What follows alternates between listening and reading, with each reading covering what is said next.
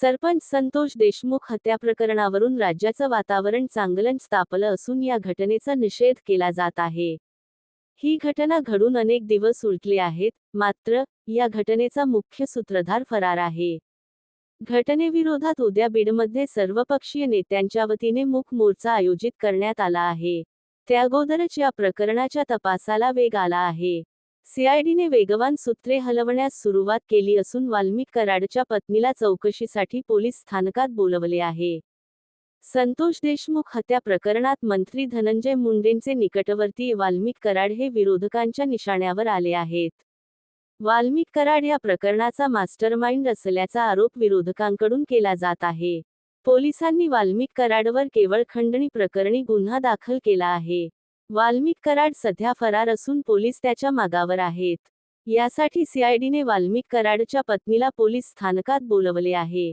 सीआयडीकडून बीड शहर पोलीस ठाण्यात वाल्मिक कराडच्या पत्नीची कसून चौकशी सुरू आहे. वाल्मिक कराडच्या पत्नीबरोबर राष्ट्रवादीचे जिल्हाध्यक्ष राजेश्वर चव्हाण यांना लातूरमधून चौकशीसाठी बीड शहर पोलीस स्टेशनला आणले आहे. गेल्या 1.5 तासापासून चौकशी सुरू आहे. वाल्मिक कराड यांचे दोन्ही बॉडीगार्डला चौकशीसाठी बोलावलं आहे. वाल्मिक कराड हे अन्न व नागरी पुरवठा मंत्री धनंजय मुंडेंचे अत्यंत जवळचे मानले जातात. विशेष म्हणजे धनंजय मुंडेंनीही ते नाकारलं नाही. पण या प्रकरणी जाणीवपूर्वक गोवण्याचा प्रयत्न केला जात असल्याचा धनंजय मुंडेंचा आरोप आहे. तर मुंडेंशी असलेल्या जवळीकीमुळेच कराडवर पोलिसांकडून कारवाई केली जात नसल्याचं विरोधकांचं म्हणणं आहे. संतोष देशमुखांच्या हत्या प्रकरणात एकूण 7 आरोपींविरोधात केज पोलीस ठाण्यात गुन्हा दाखल करण्यात आला आहे.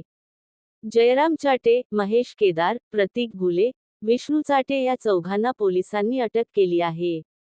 तर सुदर्शन घुले, कृष्णा आंधळे आणि सुधीर सांगळे हे तिघेजण फरार आहेत. एका खंडणी प्रकरणी पोलिसांनी खंडणी विष्णू चाटेला अटक केली आहे. तर वाल्मिक कराड आणि सुदर्शन घुलेंचा पोलिसांकडून शोध घेतला जात आहे.